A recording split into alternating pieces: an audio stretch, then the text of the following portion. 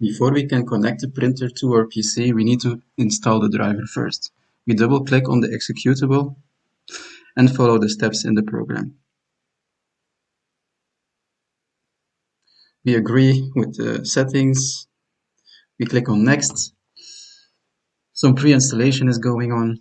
Make sure the printer is turned on. And now we can connect the printer to the PC. You can also connect it later on if you do not have the printer at your site. In this case, we're going to install it with the printer connected.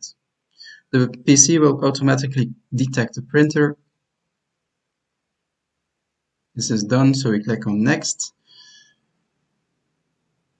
And we're going to install the status monitor. This is the software that will give us feedback from the printer. Click on the green button forward, and it's installing. And for now, we are done. We're not using Bartender, so we can just close this window. In Europe, we use Nice Label.